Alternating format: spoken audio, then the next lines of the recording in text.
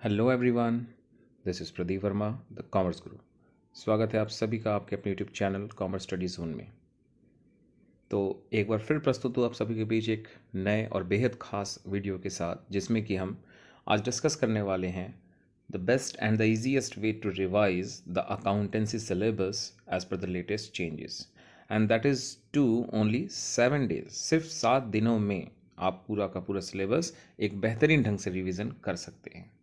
And that is very sure कि अगर आपने मेरी इन बातों को, जो आज इस वीडियो में आपको सिखाऊंगा, आपको समझाऊंगा, एक्सप्लेन करूंगा कैसे इम्प्लीमेंट करना है, तो अगर आपने रियली इस सभी बातों को अपने आने वाले डेज में अप्लाई किया तो definitely you will gate 100% marks in board examination and definitely will get a best mark. And आप सभी को ऑलरेडी मालूम है कि बिल्कुल ऐसा ही एक वीडियो मैंने बिजनेस स्टडीज़ पर भी दिया हुआ है, जिसमें कि आपने समझा है, एनालाइज किया हमने कि कैसे बिजनेस स्टडीज़ को प्रॉपरली रिवाइज किया जाए।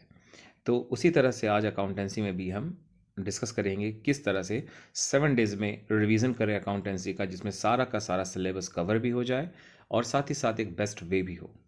तो आइए बिना किसी देरी के स्टार्ट करते हैं आज का ये वीडियो।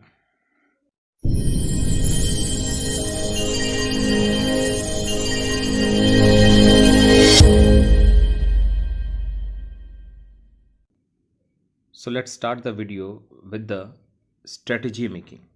तो अब सबसे पहले हम जानेंगे कि जो 7 डेज़ का मैं आपको एनालिसिस बताने जा रहा हूँ, या फिर एक पैटर्न देने जा रहा हूँ, या एक ट्रिक देने जा रहा हूँ, वो एक्चुअली क्या है, यानी द स्ट्रैटेजी।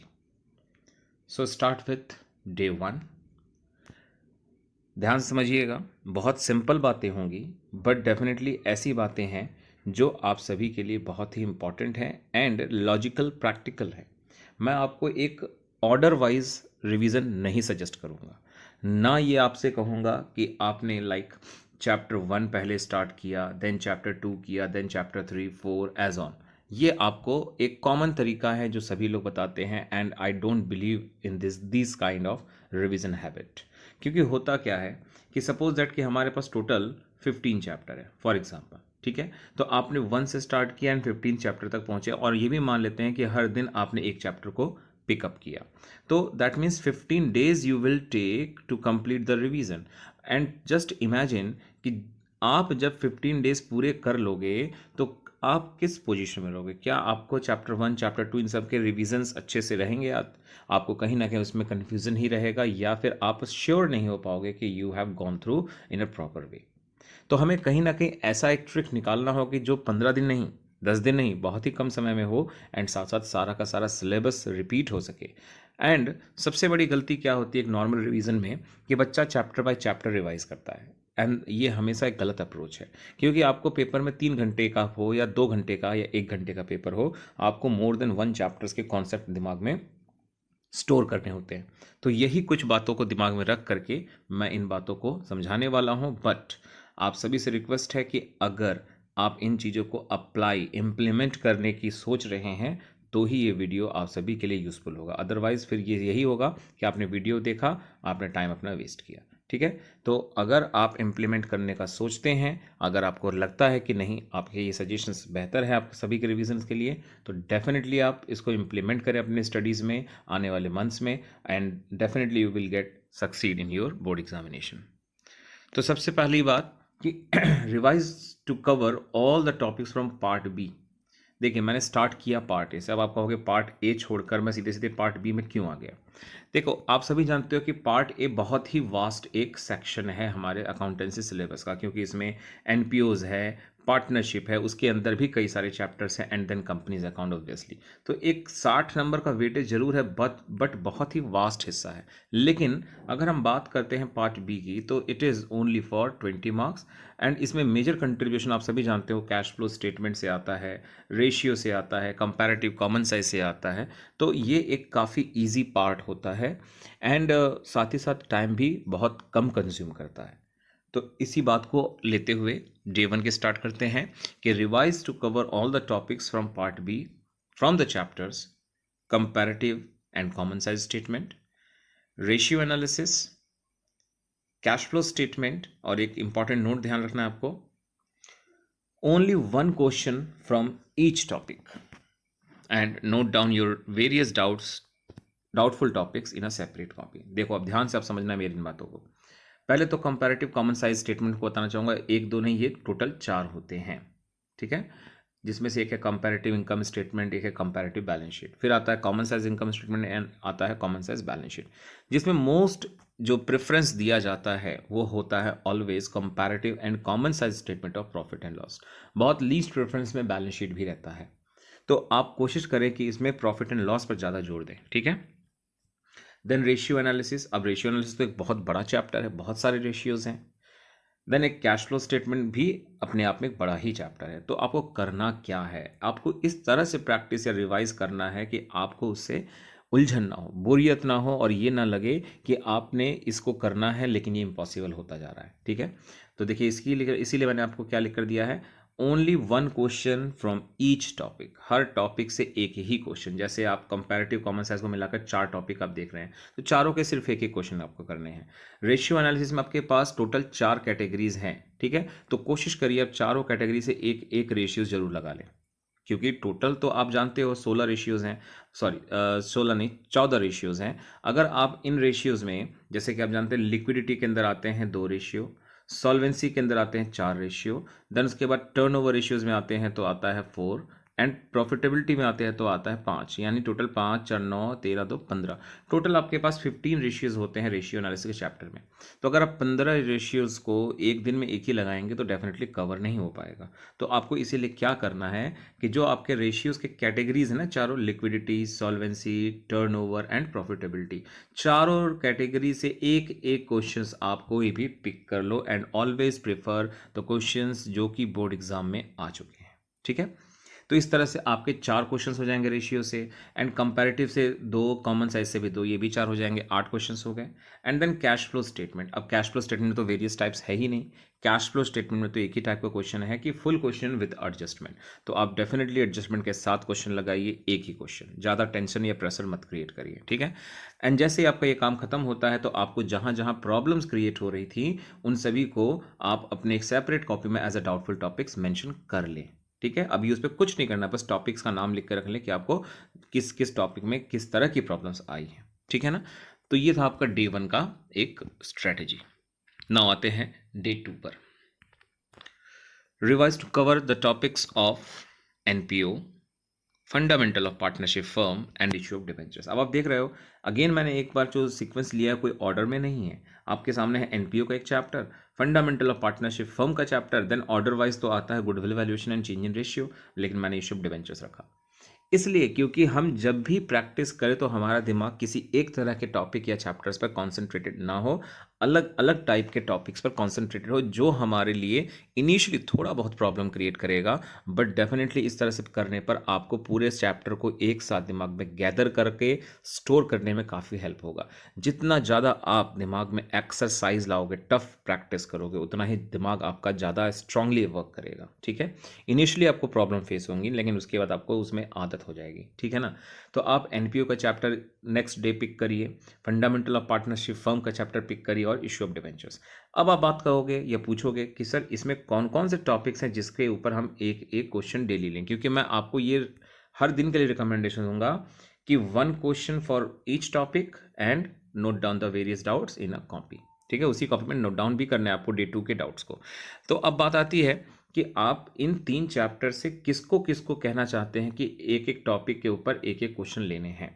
तो इन सभी के लिए मैंने इस वीडियो के सेकंड सेक्शन में, जो कि इस वीडियो के जब डे 1 2 3 4 करके मैं ऐसे 7 डेज की स्ट्रेटजी बता दूंगा, देन हम आएंगे 1 बाय 1 चैप्टर्स के अंदर कि इन इन चैप्टर्स में किस तरह के टॉपिक्स मौजूद होते हैं, ठीक है। तो वीडियो के नेक्स्ट सेक्शन में हम इस पर बात करेंगे कि कौन कौन से टॉपिक्स हमें डे 2 के इन चैप्टर्स में पिक करने हैं, लाइक एनपीओ में कौन से टॉपिक, फंडामेंटल में कौन से टॉपिक, एंड डिवेंचर्स इशू के चैप्टर्स में कौन से टॉपिक लेने हैं। नेक्स्ट आते हैं day 3। Again revise to cover all the topics from issue of shares, dissolution of partnership firm and admission of new partner. तो अब इस दिन आपको ये 3 चैप्टर्स लेने हैं, लेकिन जरूरी नहीं है कि इसी ऑर्डर में ले लें, आपकी मर्जी जिस ऑर्डर में लीजिए, ठीक है। लेकिन कंपनीज एक्ट अकाउंट की तरफ से शेयर्स हो जाने चाहिए, dissolution of firm and admission of partner. देखिए ये तीनों ऐसे चैप्टर्स हैं जिसमें से क्वेश्चन हर साल आते रहे हैं और इस साल भी आएगा। एंड ये वो सेक्शन है जो आपको 8 मार्क्स प्लस 8 मार्क्स यानी 16 मार्क्स की लगभग गारंटी देता है। आप कहोगे ये कैसे? क्योंकि शेयर्स में आपका एक क्वेश्चन 8 नंबर का विद चॉइस प्रोराटा का आता ही है हर साल। देन इस साल जो डिलीशन या चेंजेस हुए हैं सिलेबस में, उसके वजह से dissolution is the most favourite chapter for 8 mark. और अगेन अगर ये नहीं भी हुआ तो उसके चॉइस में हम जानते हैं एडमिशन रिटायरमेंट तो जरूर होगा, तो एडमिशन भी है इस सेक्शन में। तो डे 2 का आपका जो रिवीजन है that will provide you opportunity to get go through 16 marks. ठीक है। और अगेन वही same recommendation, one question from each topic as well as note down your various doubtful topics in a separate copy. Clear? तो इस तरीके से आपने डे 3 में तीन ही चैप्टर्स को गो थ्रू किया, लेकिन काफ़ी हेल्दी पार्ट कवर किया। नेक्स्ट आते हैं हम डे 4 पर। नाउ डे 4 के अंदर हमें क्या रिवाइज करना है? तो it will cover goodwill valuation, that means change in profit sharing ratio also, that means कि फंडामेंटल के बाद का जो नेक्स्ट चैप्टर हमारा है, क्योंकि कुछ कुछ बुक्स में गुडविल वैल्यूएशन अलग से दिया है और ये चैप्टर अलग से दिया है, और कुछ कुछ बुक दोनों ही चैप्टर को मिलाकर भी बताते हैं। इसीलिए आप इसको खुद समझ लें कि दो चैप्टर है कि एक chapter. Then retirement and death of partner, and उसके बाद आपके सेम वही सजेशंस कि one question, only one question from each topic as well as note down the various doubtful topics in your copy. Now तो अब आप देखते हैं यहाँ पर गुडविल वैल्यूएशन है। लाइक गुडविल वैल्यूएशन के अंदर गुडविल वैल्यूएशन का मेथड्स हैं, average, super, weightage, capitalisation methods हैं। Then change in profit sharing ratio के अंदर भी बहुत सारे टॉपिक्स हैं। एंड रिटायरमेंट डेथ तो डेफिनेटली बड़े बड़े चैप्टर्स हैं। और यहाँ भी वो पोर्शन है जो आपको अलग से क्वेश्चन आए या ना आए, लेकिन आपके फुल क्वेश्चंस में इस्तेमाल होने वाली सारी चीज़ें हैं। एज वेल एज 8 नंबर का इसमें से आए या ना आए, लेकिन 4 से लेकर 6 मार्क्स के क्वेश्चन डेफिनेटली यहाँ से बनते ही हैं। ठीक है। तो ये भी एक बहुत ही बेहतरीन एंड इम्पॉर्टेंट डे है आपके रिवीजन के शेड्यूल में। ठीक है। नाउ फिर बात करते हैं हम डे नंबर 5 की।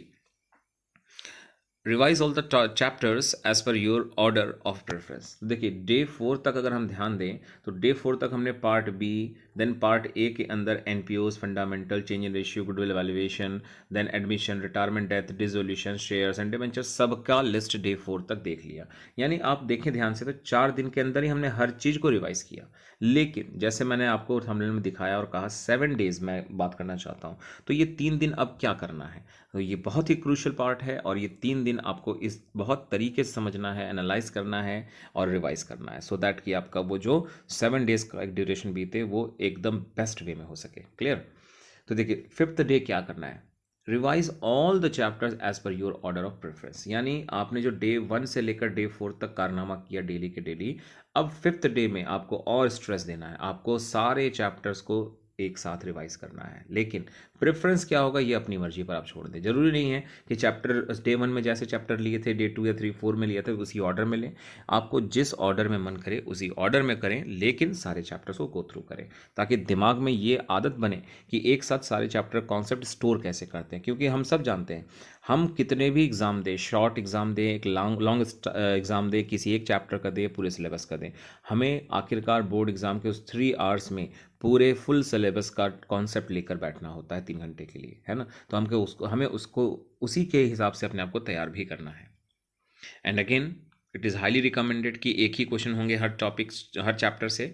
और यहाँ देखिए ध्यान से समझिएगा, एक ही क्वेश्चन हर चैप्टर से, यानी क्योंकि अब आपके डे 1 से 4 तक के सारे चैप्टर्स इंक्लूड हो जाते हैं, तो एक वास्ट डे हो जाएगा। इसीलिए हर टॉपिक से नहीं, हर चैप्टर से एक ही क्वेश्चन। जैसे एनपीओ का एक ही क्वेश्चन आपको लेना है, कोई भी एक, बड़ा क्वेश्चन, छोटा क्वेश्चन, जैसा आपको ठीक लगे। फंडामेंटल का भी एक क्वेश्चन, ऐसे ही चेंज इन रेशियो से भी एक क्वेश्चन, एडमिशन का भी एक क्वेश्चन, शेयर्स का एक क्वेश्चन, एज ऑन। क्लियर? तो इस तरह से आपको हर चैप्टर के एक क्वेश्चन लेने, सो दैट कि आपके दिमाग में वो चैप्टर का कॉन्सेप्ट बिल्कुल तरोताजा हो जाए। नाउ आते हैं डे 6 की तरफ कि अब क्या करना है। डे नंबर 5 तक तो सारे चैप्टर्स का एक साथ रिवीजन हो गया। Take 1 latest CBSE sample paper. अब देखो सीबीएसई ने अपने वेबसाइट पर तो सैंपल पेपर दिया विद आंसर की, बट उसी के साथ साथ बहुत सारे सैंपल पेपर्स मार्केट में अवेलेबल हैं जो कि लेटेस्ट डिलीशन पोर्शंस के अकॉर्डिंग मार्केट में सैंपल पेपर्स प्रोवाइडेड किए गए हैं आपको, या आपके टीचर्स ने आपको सजेस्ट किए होंगे, उस हिसाब से कोई भी हो, आप सीबीएसई के सजेशन के मुताबिक लेटेस्ट सैंपल पेपर एक अरेंज करिए। अब क्या करना है? Make an arrangement of for 15 minutes for reading the paper. जैसा कि आप सभी को मालूम होगा कि बोर्ड एग्ज़ाम के टाइमिंग के अकॉर्डिंग आप 10 बजे क्लास में एंटर कर जाते हैं, जिसमें से 10 से लेकर 10:15 तक आपको आंसर स्क्रिप्ट को भरने का टाइम दिया जाता है, वेरियस कॉलम्स भरने के लिए। देन उसके बाद 10:15 से लेकर के 10:30 AM तक आपको क्वेश्चन पेपर रीड करना होता है for 15 minutes, and straight away 10:30 से लेकर के 1:30 तक आपको पूरे 3 घंटे लिखने के लिए मिलते हैं। तो उस 15 मिनट को आपको प्रॉपरली यूज़ करना है, and very often I observe that कि बच्चे इस 15 मिनट को यूज़ कैसे करना है इसकी प्रैक्टिस भी नहीं करते।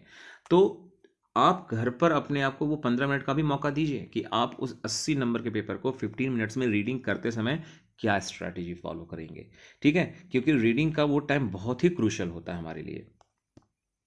जैसे आप सभी हम सभी जाते हैं होटल्स में खाने के लिए ऑर्डर करते हैं, तो मेन खाने से पहले हम लोग स्टार्टअप की ऑर्डर करते हैं, उसके बाद जाकर के मेन पे आते हैं, नहीं? तो वैसे ही 15 मिनट्स ये वो क्रूशल टाइम फेज होता है पेपर्स का, जो कहीं ना कहीं हमारा माइंड मेकअप करता है, माइंड सेट करता है या प्लान बनाता है इमीडिएट जो हमें फॉलो करना है। देन आपको क्या करना है, 3 hours for writing the answers, यानी आपको कुल मिलाकर 3 घंटे 15 मिनट आपको डे नंबर 6 में अपने लिए निकालने हैं at a stretch without any disturbance. अपने पेरेंट्स को आप जरूर रिक्वेस्ट करें, बोलें कि आज हमें 3 घंटे 15 मिनट के लिए कोई कुछ काम ना दे, अभी हम चल रहे हैं अपने प्रैक्टिस पेपर करने। देन उसके बाद after break give 2 hours for evaluation of your answer. तो अब आपने 3 घंटे 15 मिनट का पेपर अटेम्प्ट किया, अब 1-2 घंटा या 4 घंटा या 6 घंटे का ब्रेक लेते हैं आप, एंड देन उसके बाद 2 घंटे आप कंटिन्यूसली अपने इवेल्युएशन की तरफ जाइए। इवेल्युएशन का मतलब आप देखिए कि आपने गलत कहाँ सही किया है, एंड उसके बाद आपको कहाँ कहाँ डाउट्स बना, वो सब कुछ आप अपने लिए नोट डाउन करके रखिए। तो अब डे 6 भी हो गया। Now what to do on day 7। अब तो हमने हर चीज़ कर लिया, तो ये भी बहुत ही क्रूशियल पार्ट है। देखिए, try to clear all your doubts for this purpose. तो अब डे 7 में आपको ध्यान होगा, मैंने आपको डे 1 से लेकर डे 4 तक कहा था कि आप जिस जिस चैप्टर या टॉपिक के क्वेश्चंस लगा रहे हैं उसके डाउट्स को आपने सेपरेट कॉपी में लिखे। उसके बाद आपने डे 6 में पेपर अटेम्प्ट किया, उसमें कुछ डाउट्स निकलते हैं, उसको आपने लिखा। इवन डे 5 में अपने पूरे चैप्टर्स को एक साथ रिवाइज किया, उसमें डाउट निकले, उसको नोट डाउन किया। तो जितने भी नोट डाउन आपने डाउट्स किए थे एक कॉपी में, अब उस डाउट को क्लियर करना है डे 7 में। यही है आपका last and very very important part, क्योंकि ये नहीं होगा जिसको हम कहते हैं ना प्लानिंग प्रोसेस में फॉलो अप एक्शन। अगर फॉलो अप एक्शन नहीं करोगे आप, तो आपका सारा का सारा प्लान एंड कंट्रोलिंग टेक्निक जो भी आप लगाते हो सब बेकार हो जाएगा। तो अब आपको अपने डाउट्स क्लियर करना है, जिसके लिए आपको क्या करना चाहिए, ये मेरे सजेशंस हैं, इट्स योर चॉइस कि आप कैसे करना चाहते हो। पहला चीज, go through all the notes. सभी टीचर्स अक्सर बच्चों को नोट्स लिखवाते हैं पूरे साल, तो होप सो कि वो आपके पास अवेलेबल होगा, उन नोट्स को आप गो थ्रू करिए।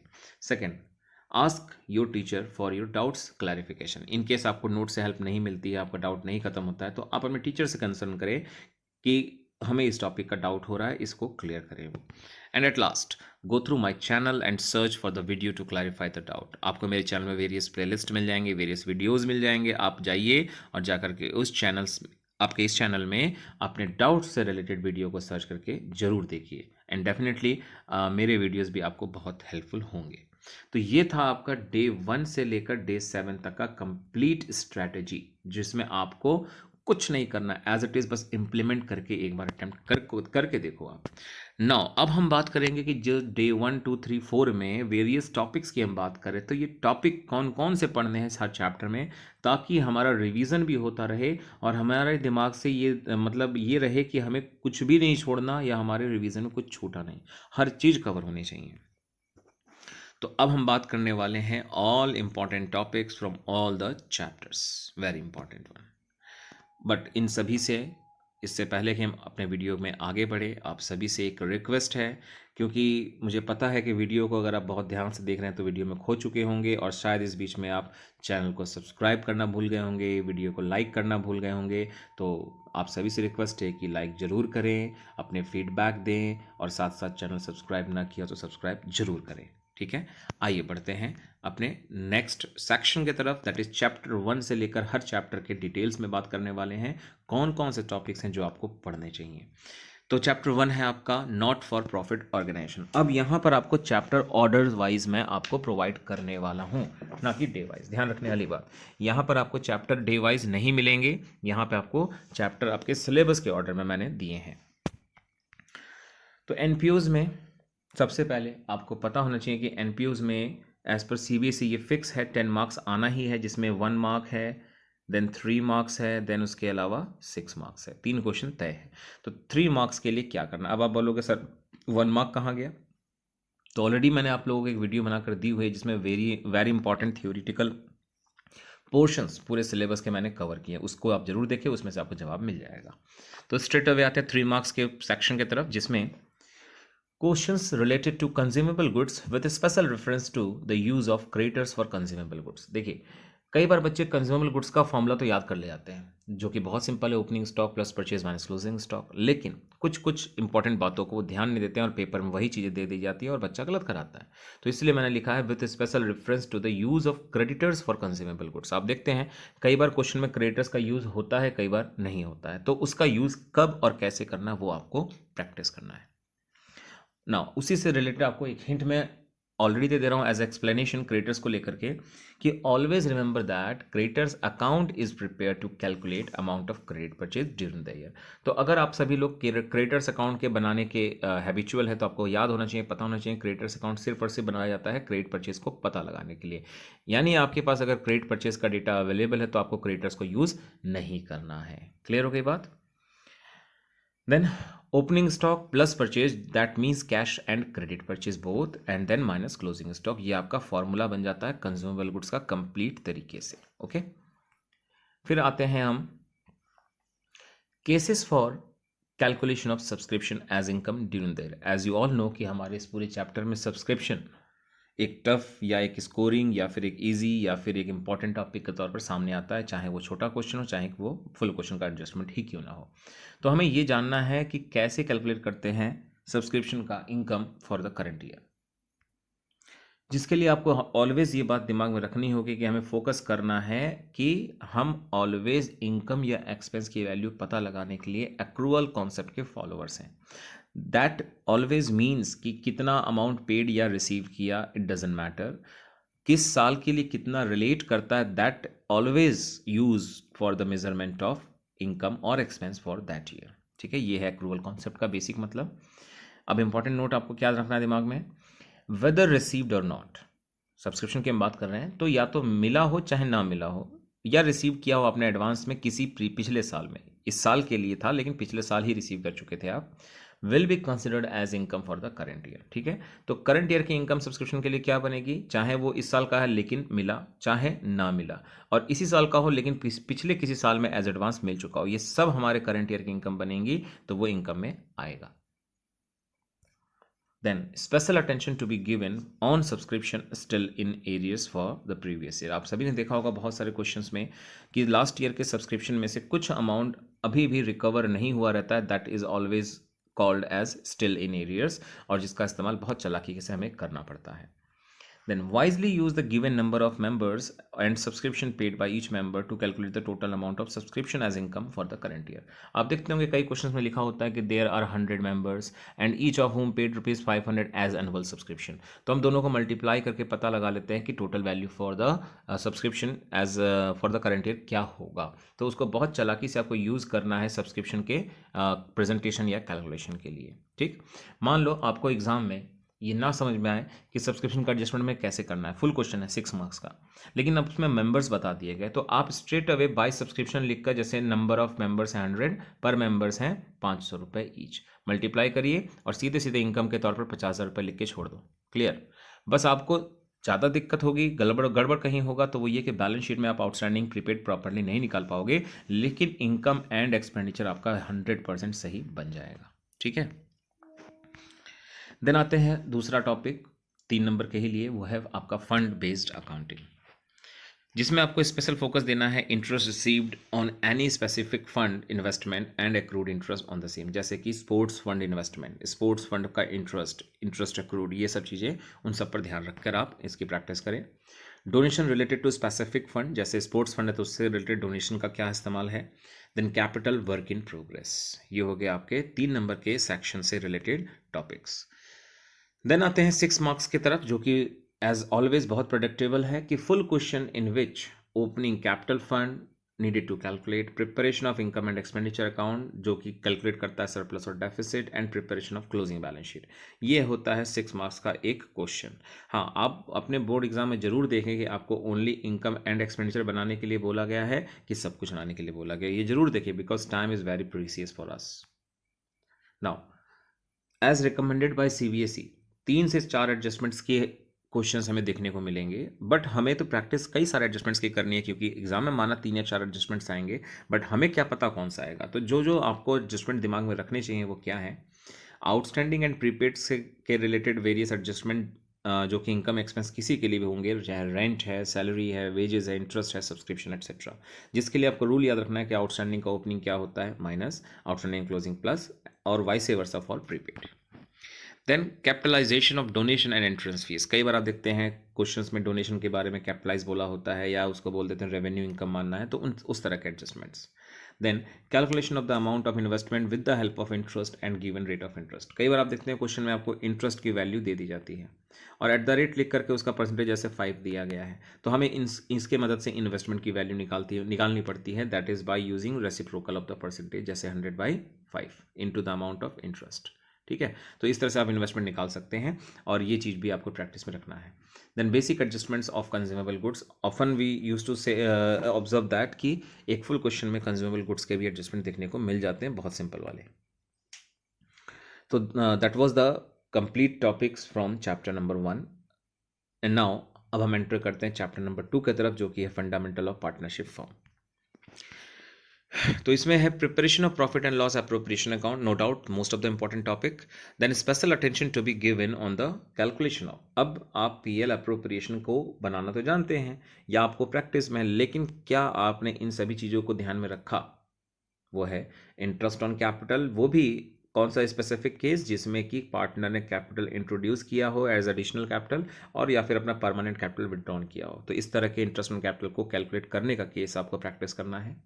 Interest on drawings, various cases of interest made during the year, drawings made during the year, जैसे कि ड्राइंग्स मेड किया होगा beginning of the every month या beginning of each quarter, middle of every month etcetera, जो various cases होते हैं। और अगर आपको उससे रिलेटेड वीडियो आपने अब तक ना देखा हो तो चैनल पे अगेन विजिट करिए, मेरे चैनल पे आपको उससे रिलेटेड आपको प्रॉपर वीडियो मिल जाएगा जिसमें आप अपने सारे के सारे केसेस में इंटरेस्ट कैसे निकालते हैं वो अच्छे से सीख सकते हैं।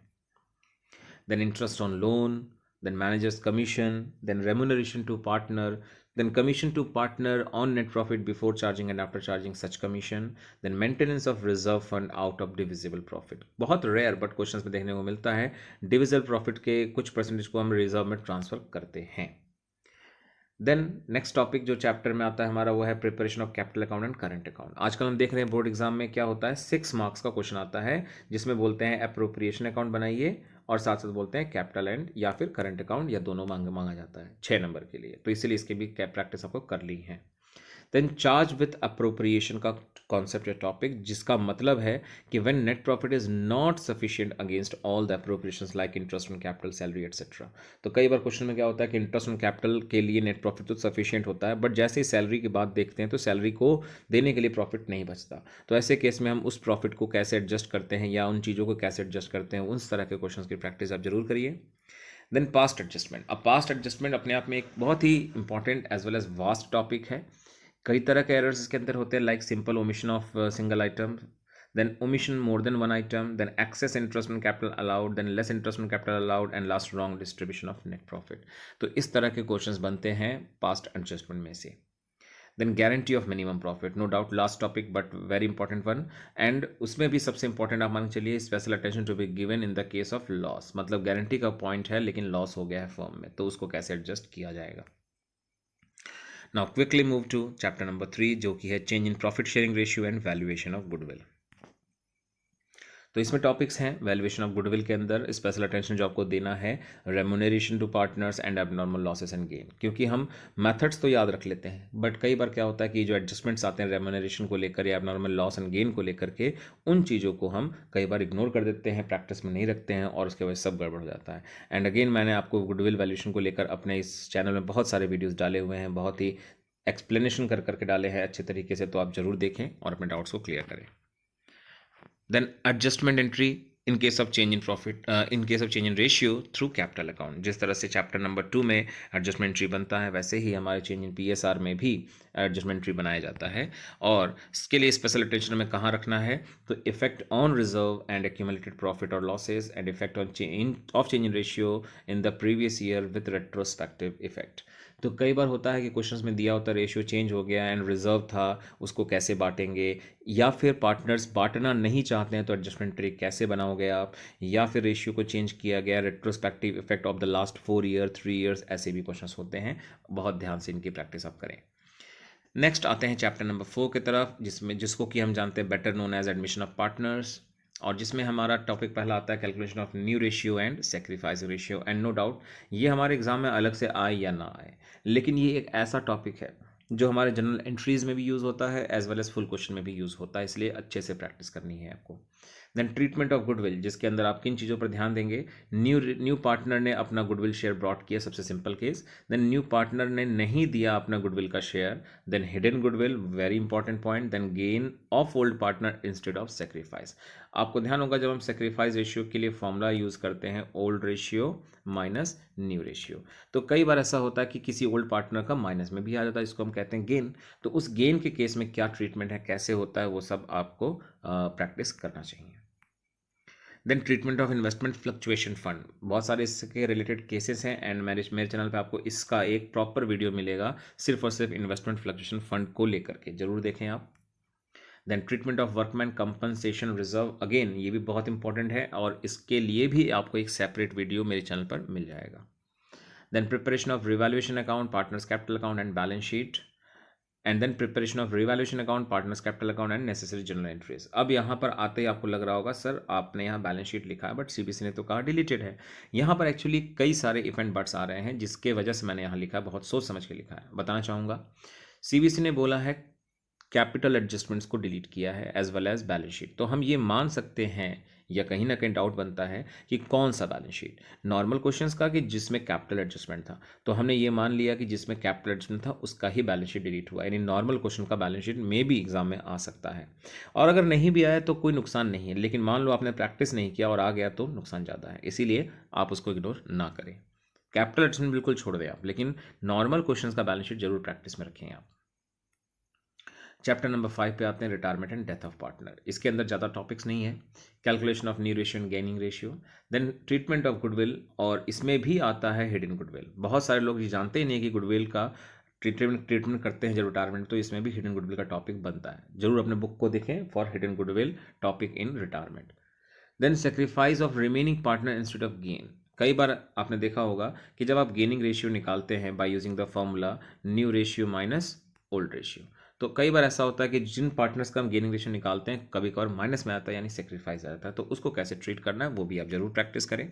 Then preparation of revaluation account, partners capital and balance sheet, then preparation of revaluation account, partners capital and necessary entries. Then death में आते हैं calculation of profit and loss suspense account, यानी कि share of profit till the date of death of a deceased partner, और जिसके अंदर दो basis होते हैं, आपको मालूम होना चाहिए, एक टाइम बेसिस तो एक sales basis. Then treatment of goodwill and entries related to profit and loss suspense account specifically when there is a change in gearing ratio। आपको पता होना चाहिए कि वैसे तो पीएल सस्पेंस की एंट्री बनाते हैं तो एंट्री लिखते हैं profit and loss suspense account debit to deceased partner, लेकिन अगर उनका गेनिंग रेशियो उनके ओल्ड रेशियो से या रिमेनिंग रेशियो से अलग हो जाता है तो in that case PL suspense account debit नहीं होता, रादर गुडविल के जैसे गेनिंग पार्टनर को हम डेबिट कर देते हैं। तो ये भी आपको दिमाग में रखना होगा, इसके अकॉर्डिंग प्रैक्टिस करना पड़ेगा। और डेथ के चैप्टर में तो अब सिर्फ इतना ही रह गया, इसलिए इससे ज़्यादा कुछ भी प्रैक्टिस ना करें आप, ठीक है। नाउ आते हैं कैसे चैप्टर की तरफ जो कि काफ़ी इंपॉर्टेंट हो चुका है पार्टनरशिप फर्म में इस साल, जो कि है dissolution of firm. Full question सीधे सीधे फुल क्वेश्चन पाएंगे आप for the preparation of realisation account, partners loan account and partners capital and bank account. And no doubt इसके लिए आपको क्वेश्चन वही लेने हैं जो बोर्ड एग्जाम में आते रहते हैं या बोर्ड एग्जाम के तौर पर सजेस्टेड इंपॉर्टेंट क्वेश्चंस हैं। अब इस पे इंपॉर्टेंट नोट आपको क्या ध्यान रखना है, स्पेशल रेफरेंस आपको देना है कुछ चीज़ों के साथ, वो है assets taken over by partner, liabilities paid off by the partner, assets taken over by a creditor in lieu of their settlement। यानी आप देखते हैं कई बार क्रेडिटर्स को हमने उनके सेटलमेंट के तौर पर कोई ना कोई एसेट्स दे दिया होता है, उसके लिए हम किस तरह ट्रीटमेंट करते हैं। Then treatment of relation expenses, उसके अंदर भी कई सारे पॉइंट्स होते हैं कि expenses paid by the partner on behalf of the firm या expenses paid by firm on behalf of the partner. Then remuneration जो पार्टनर्स को दिए जाते हैं at the time of dissolution in lieu of the services provided by them. यहाँ पे leave लिख गया है, आप ध्यान दें यहाँ पे ल्यू होगा, जो कि मैंने ऑलरेडी यहाँ लिखा हुआ है, यही स्पेलिंग है ल्यू। तो ल्यू मतलब काम के किसी चीज़ के बदले। तो रेमुनरेशन पार्टनर को जो मिलता है उनके सर्विसेज के बदले eight the time of dissolution, ये सब पॉइंट्स हैं जिनको आप जरूर प्रैक्टिस करें। देन जर्नल एंट्रीज का टॉपिक भी बहुत वाइटल है इस चैप्टर से, और जिसमें आपको ध्यान रखना किस तरह की एंट्री की प्रैक्टिस आप करेंगे। Entries for assets taken by the partner, entries for liabilities paid by the firm, paid by the partners, treatment of dissolution expense, treatment of loan by the partner, treatment of loan to the partner. अब आ चुके हैं हम chapter number 7 जो कि है आपका issue of shares, और इस चैप्टर से 8 नंबर तो वैसे ही श्योर है, और भी चीज़ें आ सकती हैं। तो क्या क्या है वो टॉपिक्स, आइए जानते हैं। Issue of shares to vendors, ये बहुत इजी टॉपिक है, साथ ही साथ इसमें कुछ चीज़ों को ध्यान रखना पड़ेगा, जैसे कि आप देख सकते हैं कि when purchase consideration is given and then when purchase consideration is not given. तो आपको बताना चाहूँगा जब परचेज कंसिडरेशन दिया होता है तो एक डिफरेंस अक्सर निकल कर आता है, डेबिट में आता है तो गुडविल, क्रेडिट में आता है तो कैपिटल रिजर्व। इन बातों को ध्यान रखेंगे while solving these questions. Then forfeiture and reissue of shares के छोटे क्वेश्चंस एट पार पर भी और एट प्रीमियम पर। Then full questions of pro rata allotment of shares in case of oversubscription at par and at premium. Then full questions of pro rata allotment of shares. Then उसके बाद presentation of company's balance sheet as per schedule 3rd of Indian Companies Act 2013। और then आते हैं हम chapter number 8 की तरफ, issue of debentures.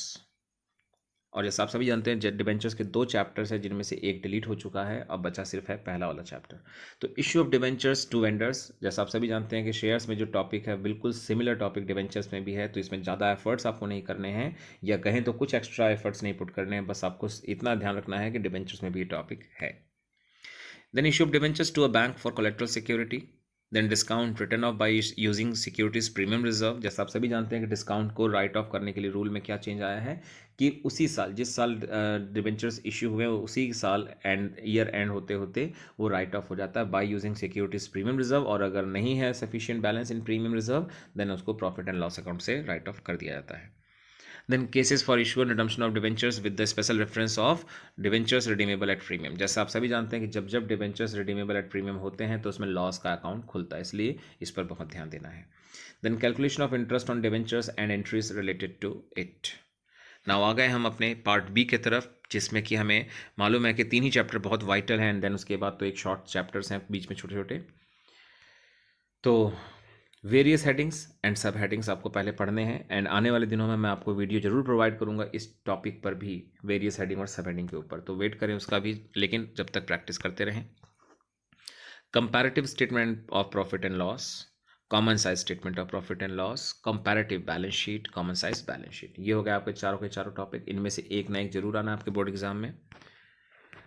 Then various calculation on ratio analysis with special reference to the following ratios. देखिए वैसे तो आपके कैटेगरीज टोटल मिलाकर 15 रेशियोज आपको सिखाती हैं, लेकिन कुछ रेशियोज पे हम गेसिंग्स या बेट लगा सकते हैं कि इनमें से ही आने के चांसेस हाईली हैं, जैसे कि use of current ratio and liquid ratio in a single question. आप देखते हैं कई बार लिक्विडिटी रेशियो का एक क्वेश्चन आता है जिसमें current ratio and liquid ratio दोनों का डेटा मिक्स करके दिया जाता है।